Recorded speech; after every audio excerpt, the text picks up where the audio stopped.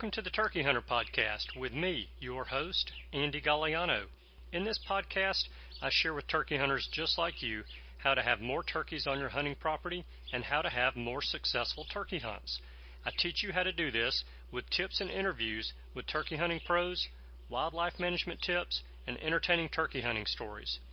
Tune in weekly as I share proven and simple strategies to help you have more success this turkey season.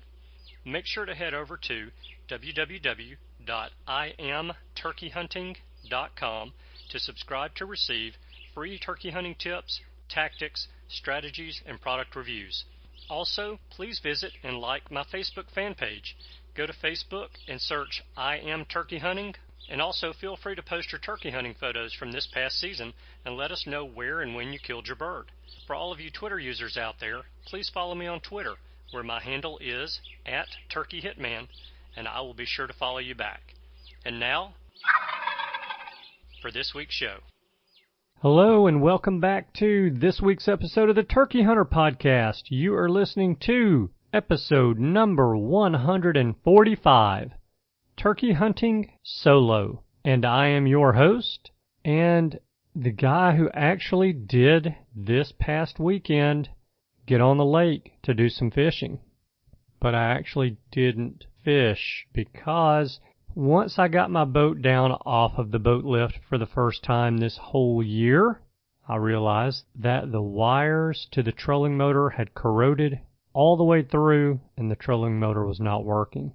So I spent the hour that I had to fish splicing the wires together because, of course, there was not any slack for me to work with, and I was working in a very tight area. But I'm closer now, and weather permitting, this weekend I will be on the lake, fishing rod in hand, hopefully a cold adult beverage in the cooler, with a few small largemouth bass in the cooler as well to bring home for dinner. Almost all of my to-do list is done now, so I now have the hottest part of the summer and the whole fall coming up to enjoy some bass fishing, so I'm looking forward to that. So today we are 224 days, 8 hours, 21 minutes, and 0 seconds away from opening day of spring turkey season in Alabama. 224 days, getting closer. And we're roughly 3 weeks away from kickoff of the first college football game of the year, and that's pretty exciting as well. So today I want to discuss a topic that was suggested by David from New Hampshire. David sent in a suggestion for a show on turkey hunting solo back in January, and when I saw the suggestion I thought that's a great idea for a show, but I wondered if the topic was big enough. Meaning, I wondered if it had enough content or substance for me to cover it in an entire episode of the show.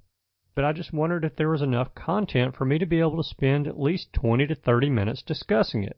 So over the past 3 months or so, I kept coming back to this topic because I liked the suggestion, but I just couldn't make it work in my head. My feeble, little, bald, peanut-shaped head. That is, I couldn't make it work until I went back in my mind to the days when I was first learning and getting into turkey hunting. And I got to thinking about how I had a couple of hunting buddies that had spent the previous 3 or 4 springs turkey hunting while I spent those same 3 or 4 springs finishing my degree in college and starting my professional career.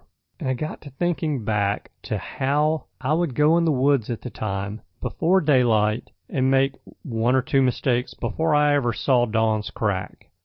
And I thought about how I would continue making mistakes through the early dawn until late morning, when I would trudge back to camp with my bottom lip poked out, all the while thinking that if I had one of those 2 hunting buddies with me, that we would have killed a bird or 2 that morning.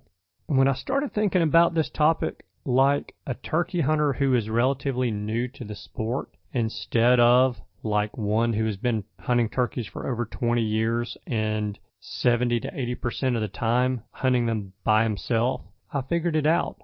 I figured out that there's plenty of content to cover on solo turkey hunting to do a 20 to 30 minute episode. So here we go. First up, I can't leave this out, is safety. I will kick myself in the rear end if I don't talk about this first, because it is the number one thing that we turkey hunters need to keep in the back of our minds at all times. Turkey hunting is one of the most unsafe forms of hunting, in my opinion, but it is by far not the most unsafe thing that we do in a day.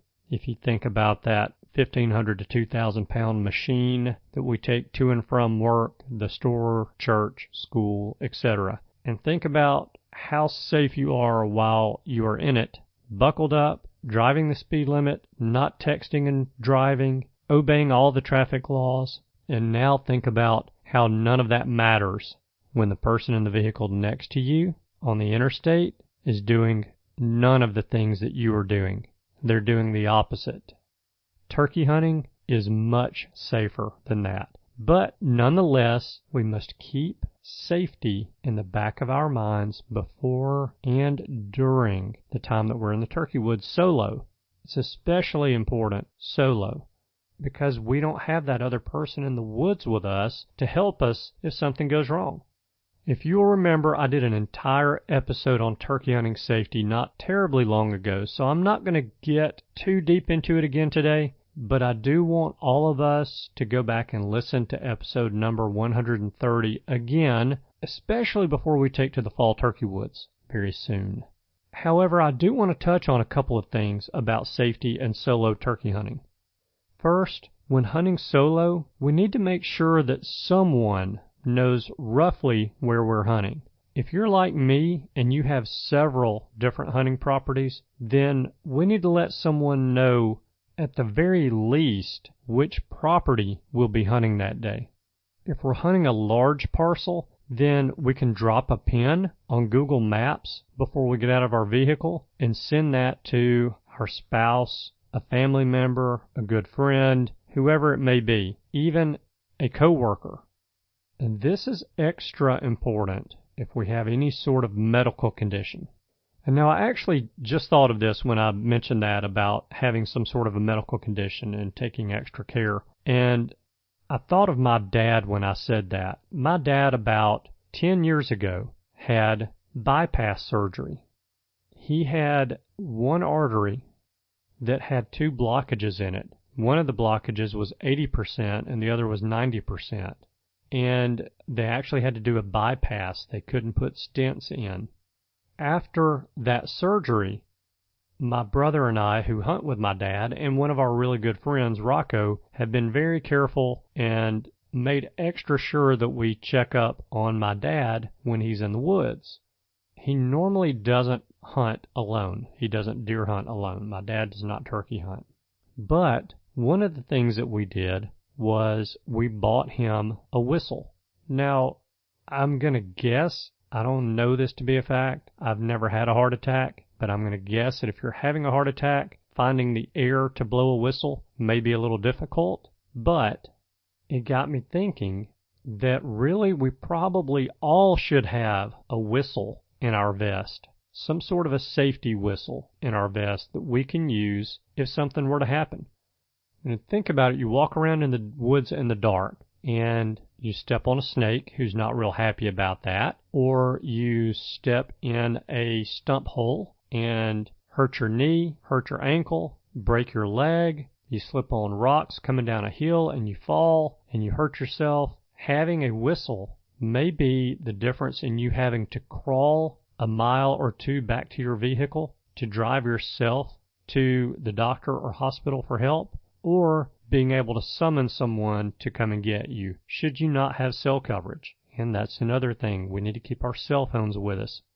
If your hunting lands are like mine, cell coverage is spotty at best, and having that whistle can be what we need to draw attention to ourselves and get some help where we are. So I'm in no way affiliated with this company, but they seem to have a pretty good product. So go check out stormwhistles.com.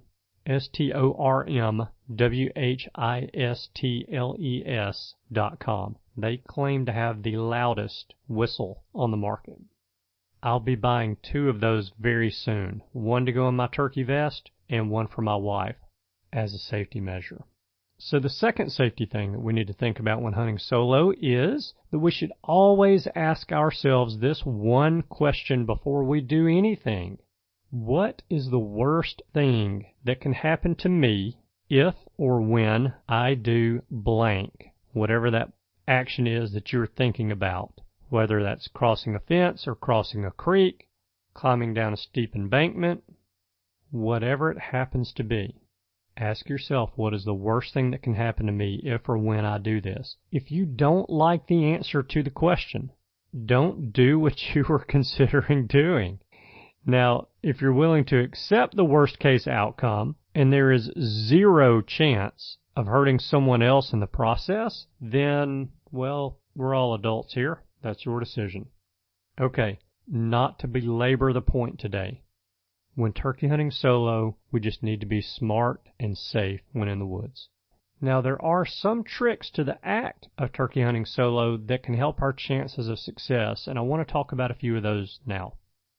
David from New Hampshire asked specifically about setting up properly and knowing when to switch from the call to the shotgun. So I want to cover those 2 things before I forget.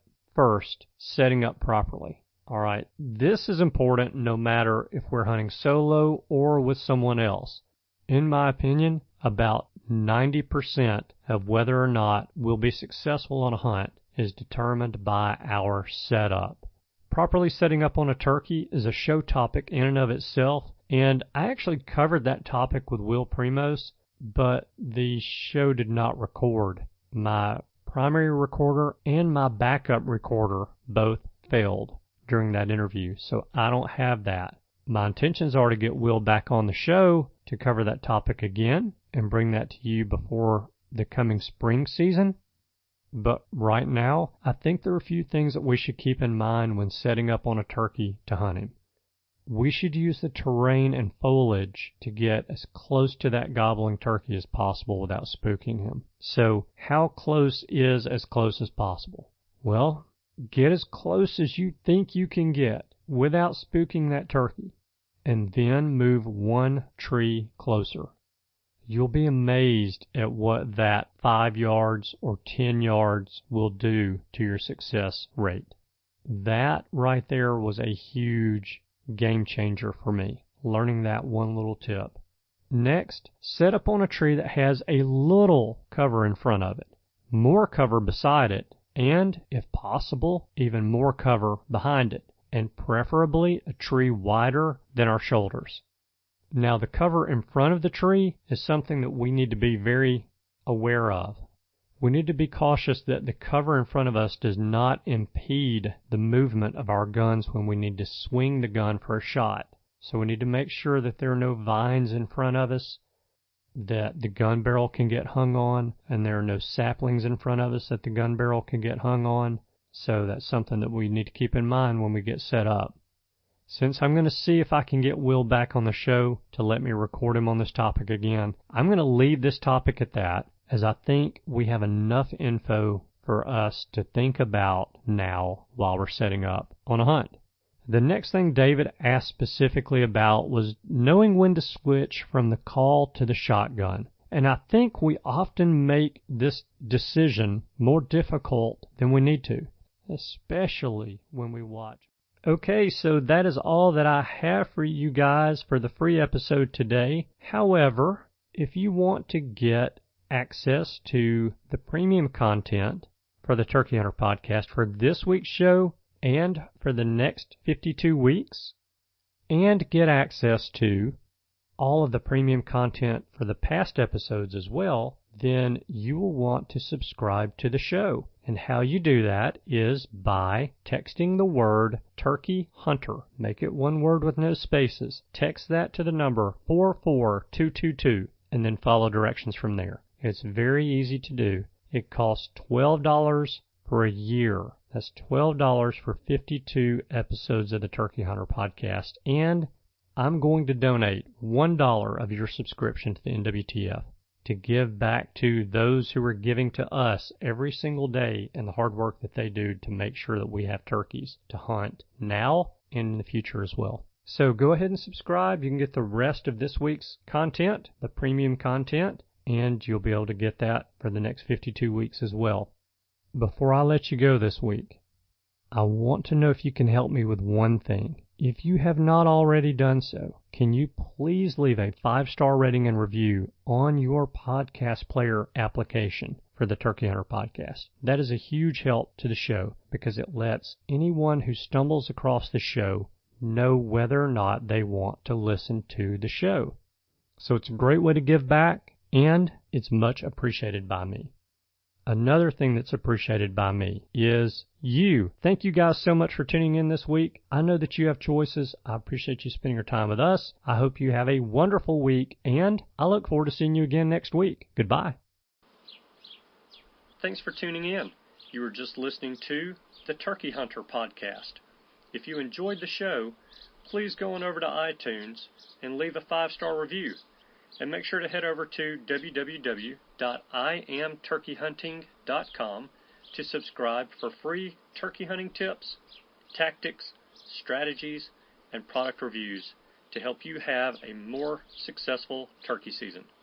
And stay tuned for upcoming episodes on hunting afternoon birds, how to film your hunt, and the breeding cycle of hens, as well as some guest interviews. Thanks again for listening. We know your time is valuable, and we appreciate you sharing some of it with us. See you next week.